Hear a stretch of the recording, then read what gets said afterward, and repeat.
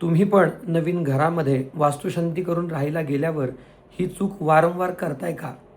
तुमच्याकडून जर ही चूक होत असेल तर आत्ताच थांबा. नाहीतर तुमच्या जीवनामध्ये खूप जास्त दुःख आणि संकट येऊ शकतात. त्यामुळे हा व्हिडिओ आपण शेवटपर्यंत पहा. नक्कीच आपल्याला मार्ग मिळेल. पण खऱ्या अर्थाने आपण घरामध्ये वास्तुपुरुष देवतेची प्रतिमा स्थापित केल्यावर त्या वास्तुपुरुष देवतेची काळजी घेतो का? बऱ्याचदा काय होतं, अनेक ठिकाणी घराची वास्तुशांती केली जाते, वास्तुपुरुष देवतेची स्थापना केली जाते, परंतु अनेक वर्षानुवर्ष त्या वास्तुपुरुषाकडे कोणाचं लक्ष जात नाही. कदाचित बऱ्याच लोकांना माहीत पण नसतं की आपल्या घरात वास्तुपुरुष नक्की स्थापित कुठे केलेला आहे. आणि त्या वास्तुपुरुष देवतेची जिथे आपण स्थापना केलेली आहे तिथे विविध प्रकारचे अडगळीचं सामान ठेवलं जातं, तिथे घाण वस्तू ठेवल्या जातात. त्या वास्तुदेवतेकडे लक्ष दिलं जात नाही, त्या वास्तुपुरुष देवतेला नैवेद्य दिला जात नाही. मग घरामध्ये कशी सुखसमृद्धी प्राप्त होईल? मुळातच वास्तुपुरुष देवतेला ब्रह्मदेवानी 2 वरदान दिलेले आहेत. एक वरदान म्हणजे नक्की काय, तर या पृथ्वीवर प्रत्येक व्यक्तीच्या घरामध्ये वास्तूमध्ये एकतर सर्वप्रथम तुझा अधिकार असणार आहे. लोकांच्या घरामध्ये आग्नेय कोपऱ्यामध्ये स्थापित होऊन लोकांना तू तथास्तु आशीर्वाद द्यायचा. जे लोक तुझं पूजन करतील, तुला नैवेद्य देतील, तुझ्या नावाने होम हवन करतील, त्या लोकांना तुझ्या आशीर्वादाने जीवनभर सुखसमृद्धी प्राप्त होईल. परंतु दुसरं त्याला वरदान काय दिलं, जे लोक तुझं पूजन करणार नाहीत, तुला घरामध्ये स्थान देणार नाहीत, तुला नैवेद्य देणार नाहीत, तुझी काळजी घेणार नाहीत, ते लोक काळा स्वरूपाने तुझेच भक्ष बनतील. भक्ष बनतील म्हणजे तो काय आपल्याला काय खातो का? नाही. परंतु ज्या वास्तूमध्ये वास्तुपुरुष सर्वप्रथम ठेवला जात नाही किंवा ज्या वास्तूमध्ये वास्तुपुरुष ठेवला जातो परंतु त्याच्याकडे लक्ष दिलं जात नाही, काळ स्वरूपाने त्या वास्तूमध्ये शारीरिक, मानसिक आणि आर्थिक अशा विविध प्रकारच्या पीडा पाहायला मिळतात. मुळातच वास्तुपुरुष ही जी देवता आहे, ह्या देवतेला फक्त एकच अधिकार आहे, तो म्हणजे तथास्तु म्हणण्याचा, तथास्तु आशीर्वाद देण्याचा. खरं तर घरामध्ये आपण वास्तुशांती केल्यावर आपल्याला विशेष काही गोष्टींची काळजी घ्यायची असते. ती काळजी न घेतल्यामुळे आपण अडचणीत येतो. तर वास्तुशांती केल्यावर आपल्याला कोणत्या गोष्टींची काळजी घ्यायची आहे, तर ह्या गोष्टी कटाक्षाने आपण ऐकणं गरजेचं आहे.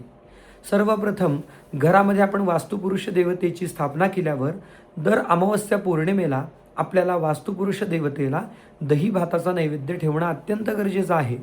त्याचप्रमाणे घरामध्ये काही सण असेल, आपण ज्या पद्धतीने देवतेंना नैवेद्य दाखवतो, घरच्या देवांना नैवेद्य ठेवतो, त्याच पद्धतीने वास्तुपुरुषाला सुद्धा नैवेद्य ठेवायला आपण विसरू नये. आता लोक म्हणतील वास्तुपुरुषाला का नैवेद्य ठेवावा, तर आपल्या घरामध्ये जसे आपले घरचे देव आहेत तसाच तो वास्तुपुरुष देव पण आहे. त्याच्याकडे पण दैवत्व दिलेलं आहे आणि तो आपल्या कल्याणासाठी, आपल्या वास्तूच्या रक्षणासाठी, आपल्याला आशीर्वाद देण्यासाठी आणि आपल्याला सुखसमृद्धी देण्यासाठी तो आपल्या घरामध्ये स्थापित झालेला असतो. मग आपलं कर्तव्य आहे, आपण त्या वास्तुपुरुषाची काळजी घेणं गरजेचं आहे. त्या वास्तुपुरुषाची आपण अधूनमधून आठवण काढणं गरजेचं आहे.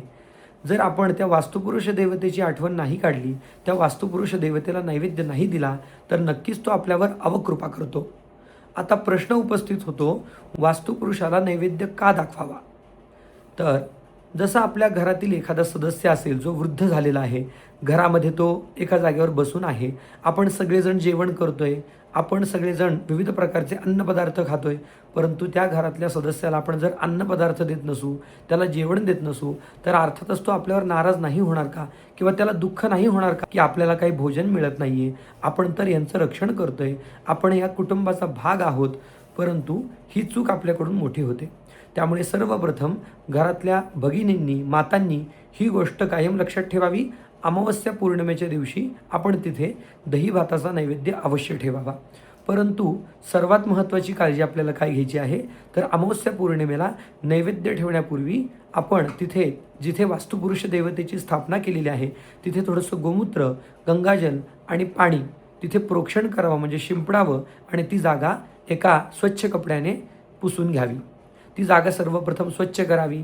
तिथे आपण शक्य असेल तर एक तुपाचा दिवा लावावा आणि तुपाचा दिवा लावून तिथे आपण वास्तुपुरुषाला तो नैवेद्य दाखवावा. तर वास्तुपुरुषाला नैवेद्य दाखवल्याने आपल्याला नक्की काय लाभ होतात, तर घरामध्ये समृद्धी प्राप्त होते, शांतता प्राप्त होते. जर वास्तुपुरुषाला नैवेद्य नाही दिला तर घरामध्ये शांतता कशी प्राप्त होईल?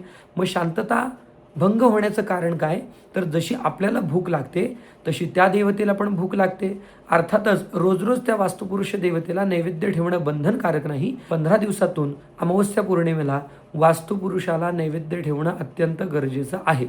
जर आपण हा नियम पाळला किंवा ह्या नियमाचं पालन केलं तर घरामध्ये सुखसमृद्धी प्राप्त होते. त्याचप्रमाणे आपण वास्तुपुरुष देवतेची सेवा म्हणून अमावस्या पौर्णिमेला किंवा आपल्याला जसं शक्य होईल त्या पद्धतीने पुढीलप्रमाणे मंत्राचा आपण यथाशक्ती कमीत कमी पौर्णिमेच्या दिवशी तर जप करावा. ओम वास्तुपुरुषाय नमः, ओम वास्तुपुरुषाय नमः या मंत्राचा कमीत कमी पौर्णिमेच्या दिवशी 108 वेळा जप करावा.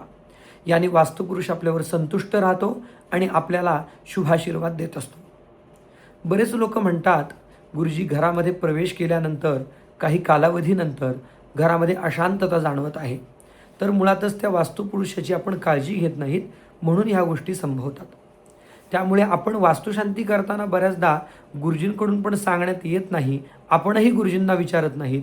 परंतु आपल्या प्रत्येकाचं कर्तव्य आहे घरामध्ये वास्तुशांती करत असताना गुरुजींना ह्या गोष्टी आवर्जून विचाराव्यात की गुरुजी घरामध्ये वास्तुशांती झाल्यानंतर कोणत्या गोष्टीची काळजी घ्यायची आहे.